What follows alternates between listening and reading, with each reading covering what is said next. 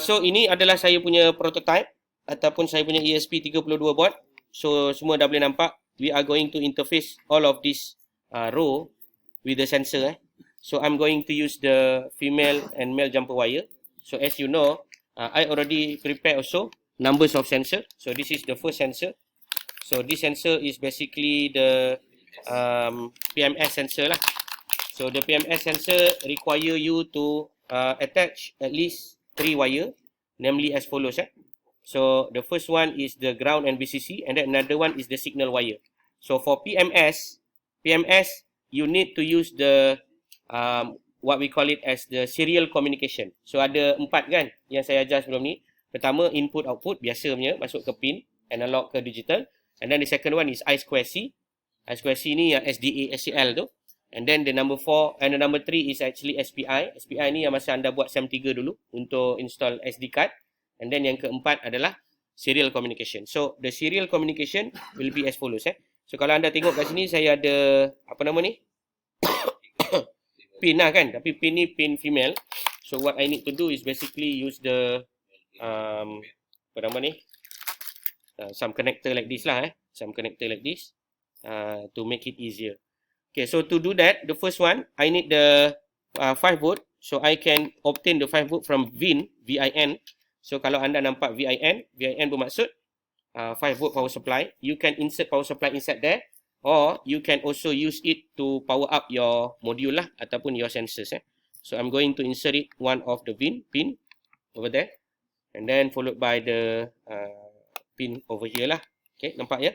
And then another one is the black color. The black color need to be inserted into the ground. As you know, the ground usually in the darker punya condition. I also put this one. This is not the best way to do lah, but it will moving around lah. And then the last but not least is the serial communication. So for serial, you can attach it on the pin 16. Siapa yang pakai PMS ni, anda attach ke pin 16. Kalau tak ada pin 16, you can go for we call it as the RX2. RX2 ni atas daripada pin D4. Okay, saya ulang siapa-siapa yang gunakan ESP32, can you see any D16 or not? Ada tak tulis D16? Ada ESP32 dia tulis D16. Ada setengah dia tak tulis D16. Kalau dia tak tulis D16, dia akan tulis RX2. Dia berada di atas pin D4. It will be located at the upper conditions of the D4. Can you see it or not? Ada Okay, kalau tak ada, if you do not have the indication of 16 and 17, is actually also named as the RX2 and also TX2. Okay, selesai. So I'm going to attach. Tak boleh dia akan tertanggal-tanggal lah. So it is not good to use this one. Therefore, I'm going to use the male to male lah. Ada tak male to male?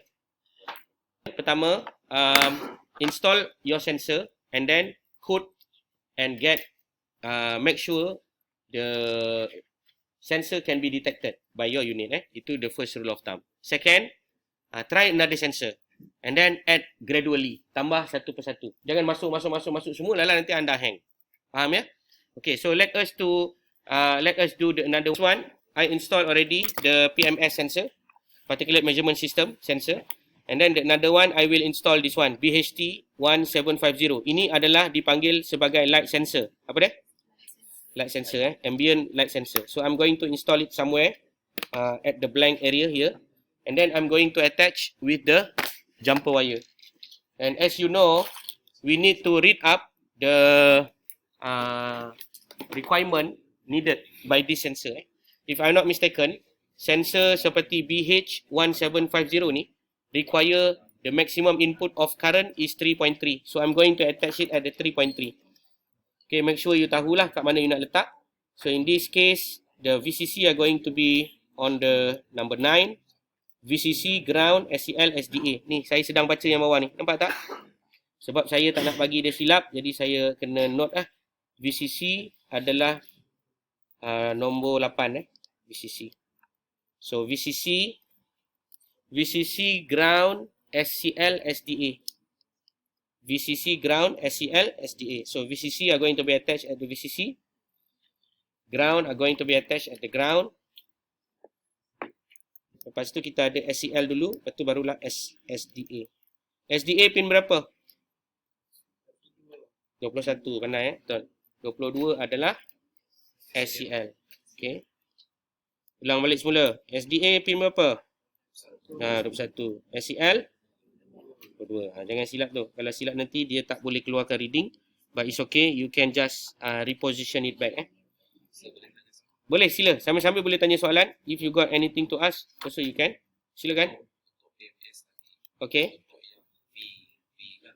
Okay. Mana-mana V. Ya, yeah, betul. Actually, for ESP32, you are going to use the VIN. The VIN is meant for anything that you want to put inside, which is you want to give power to the ESP board, or you want to use the power 5 volt from the ESP board. Because ESP board actually deliver 3.3 volt. Dia punya voltage yang ada keluar bagi setiap sensor tu adalah 3.3. So kalau you nak gunakan untuk MQ sensor for example, you need to modify the sketch. Sebab dia punya power tak cukup. Dia akan perlukan 5 volt. Okay. So that is the rule of thumb.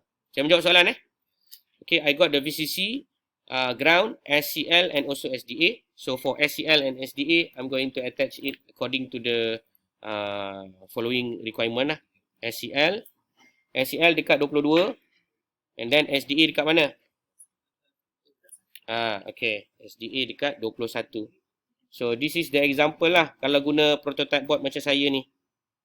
Okay, ada tak siapa-siapa yang bercadang nak guna macam saya ni? Nasihat saya janganlah. Ini bagus untuk tujuan pembelajaran saja. Tapi when you want to install it inside the apa nama ni?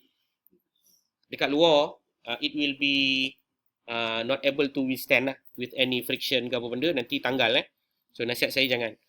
Okay, so I got the BHT, BH1750, the example for I2C. And then last but not least is the MQ sensor. Ni MQ sensor banyak pakai kan nanti? Okay. So I got at least this all 3 sensors lah.